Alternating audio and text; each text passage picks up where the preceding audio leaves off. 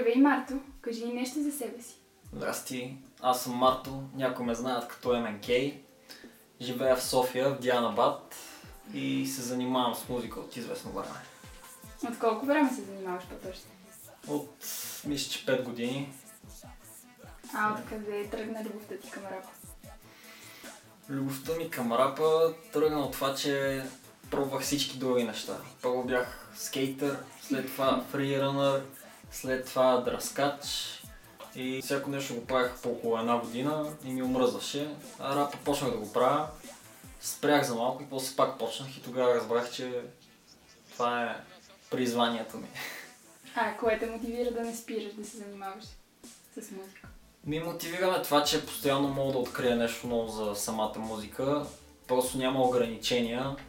Дори наскоро гледах едно интервю на Фарел, който казваше, че вече дори на 40 години и толкова много песни направил продуцент на толкова много проекти, каза, че той все още се учи.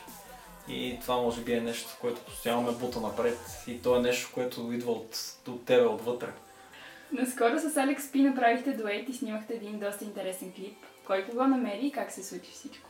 Ами да, клипът е почти готов. Всъщност той е завършен, пускаме го на 8 август. Алекс Пи ме намери, гледа едно от моите клипчета, Беги се казва. И ме намери през общи приятели. Дойде, направих песента, бита, разбрахме се каква ще е идеята, записа.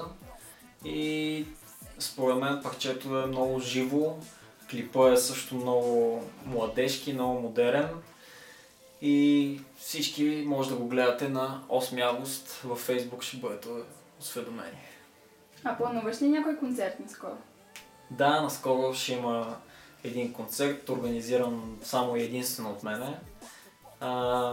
Ще бъде, по-скоро то няма да е точно концерт, ами ще бъде парти. И затова също ще разберете скоро по Facebook, ще ви успамя. Всичко е на стената.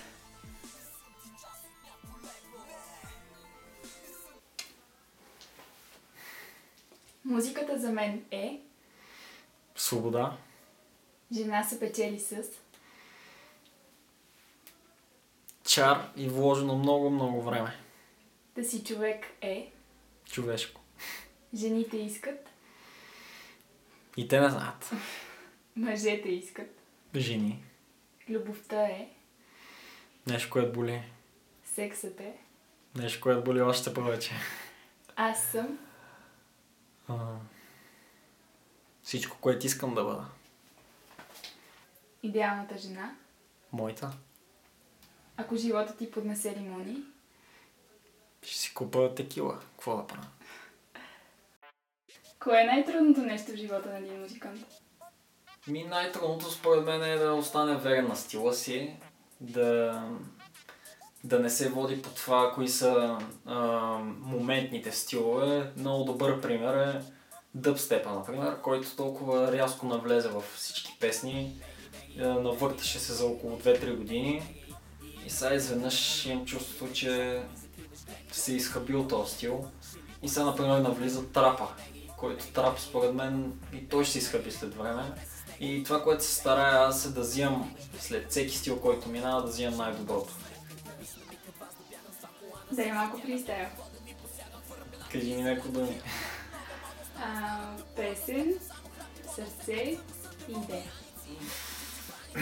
Мечтая си живота ми да беше като песен, мечтая си като песен да беше лесен. Всички си мислят, че в главата ми има плесен. За вас ви го давам пресен. Не се изисква мозък, изисква се сърце. Затова всеки хейтър, брат, го духам като перце. И всеки път, когато ме удари идея, ми се иска да се прибера в студиото и да пея. Знаете какъв е твой стил, в крайна сметка? Моя стил е смесица от няколко стила. Хип-хоп, дъбстеп и трап наскоро. Вече от няколко месеца и трап правя. Като идея е повече хип-хоп. Като ритъм наскоро е повече бие към трап. Но въпреки това не мога да се огранича, просто защото такъв стил няма според мен. Това е някаква смесица. Ти самоук музикант ли си или някой те учи? Да, самоук съм. Всичко съм научил, като съм гледал и съм слушал в интернет, в YouTube. Но със сигурност от собствения си опит. от това да работя с много различни хора, да развивам различни проекти. И основната борба според мен при всеки музикант, който се занимава сам е борбата с техниката. Повече от проблемите с компютъра си и с програмите си мразя проблемите с компютъра и програмите си. И в днешно време, ако разбираш от компютъри, си благословен. А сам ли пишеш текстовете на песните? Да, абсолютно сам. И кое те вдъхновява да ги пишеш? Най-много ме вдъхновяват реални истории. Понякога ми се случва нещо, докато съм навънка и нямам търпение да се прибера, за да го напиша и да направя цялата песен. Ти няколко пъти участва в X Factor. На какво те научи участието ти там?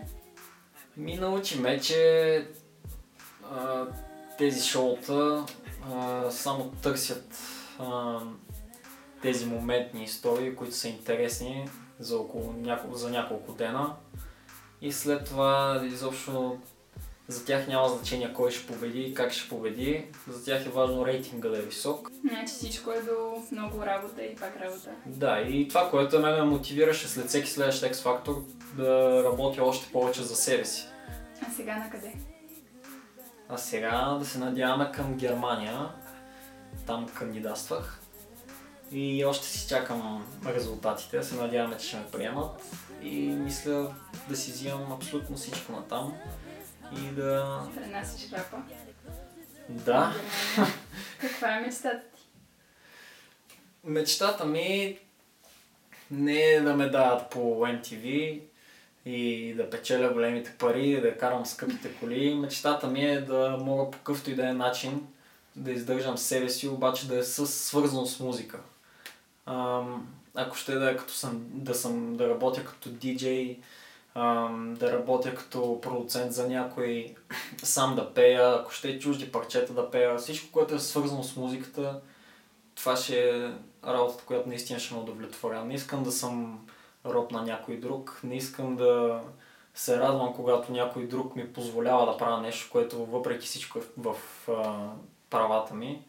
Искам сам да създам мечтата си.